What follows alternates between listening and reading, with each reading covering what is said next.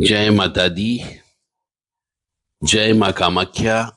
जय श्री महाकाल महाराज। जय श्री कृष्ण। ओम मृत्युंजय महादेव त्राहि माम शरणागतम जन्म मृत्यु जरा व्याधि पीड़ितम कर्म बंधने। देव राधा ट्रस्ट सत्यवाणी चैनल के माध्यम से आप ज्योतिष रहस्य सुन रहे हैं। जो भी ज्योतिष में इंटरेस्ट रखते हैं उनके लिए आज सातवें भाव और तीसरे भाव के संबंध में हम बात करेंगे। बहुत ही इंपॉर्टेंट चीज है यह, इसलिए हमें यह बताने के लिए मजबूर होना पड़ रहा है। सप्तम भाव जो है वह रोजी रोटी का भाव कहलाता है। व्यवसाय भी होता है, पार्टनर का भाव भी है, पत्नी का भाव भी है, शुक्र भी यहां बैठता है और साझेदारी का भाव भी है। सप्तम भाव और तीसरे भाव का संबंध इसलिए क्योंकि मिथुन राशि तीसरे भाव पर आती है, सप्तम भाव पर शुक्र राशि आती है। तो बुध और शुक्र 7 और 3 का संबंध बनाता है। अब बुध जो है उसे खुला आकाश कहा गया है और बुध को नस भी कहा गया है। शरीर के अंदर हमारी जो नसें हैं उसे नस का कारण भी बताया गया है बुध को। बुध आकाश भी है और तीसरे भाव यानी मिथुन राशि का है। तो हम ये कह सकते हैं यहां पर कि यह धरती के 2 पार्ट का संबंध कहलाता है। बहुत इंपॉर्टेंट है ये। धरती के 2 पार्ट यानी आकाश में तो बुध है, नीचे शुक्र यानी भूमि है। तो एक पार्ट ऊपर है, एक पार्ट नीचे है।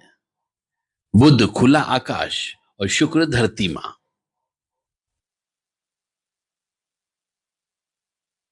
तो जब ऐसे 2 पार्ट जब मिलते हैं तो इनके बीच में इंसान घूम रहा है, मनुष्य घूम रहा है।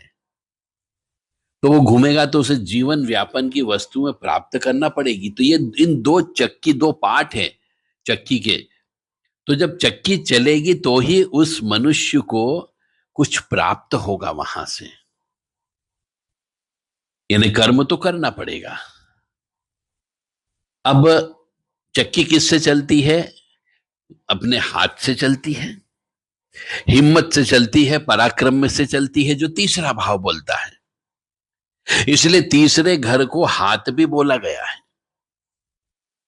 और वहीं से पराक्रम भी प्राप्त होता है, वहीं से हिम्मत प्राप्त होती है, तीसरे भाव से जो बुध का भाव है। और बुध नस का भी भाव कहलाता है शरीर के अंदर। तो जब नसें अच्छी होगी तो ही मनुष्य जमीन पर चल पाएगा। यदि नसें काम नहीं करेगी तो लकवा लग जाएगा, लकवा लग जाएगा तो वो जमीन पर चल नहीं पाएगा, शुक्र पर नहीं चल पाएगा। और सप्तम भाव जो है पत्नी का भाव भी है, पार्टनर का भाव भी है, पार्टनर के भाग्य का घर भी है। अब सप्तम भाव से 9वां घर तीसरा भाव कहलाता है। सप्तम भाव से 9वां भाव तीसरा भाव आता है, जहां से भाग्य खुलता है। तो मनुष्य को यदि वो पराक्रम करेगा तो उसका भाग्य अवश्य खुलेगा। इसलिए तीसरा भाव और 7वें भाव का आपस में बहुत गहरा संबंध है। यदि सप्तम भाव खराब हो गया तो तीसरा भाव भी अच्छा फल प्रदान नहीं करेगा, और यदि तीसरा भाव खराब है तो सप्तम भाव अच्छा फल प्रदान नहीं करेगा। क्योंकि चक्की के जो 2 पार्ट हैं, एक पार्ट भी खराब हो गया तो चक्की नहीं चलेगी।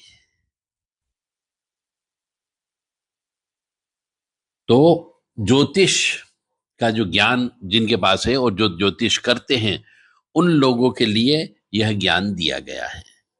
अब समझ में आ गया होगा कि तीसरे भाव का सप्तम भाव से क्या संबंध है। या सप्तम भाव का तीसरे भाव से क्या संबंध है।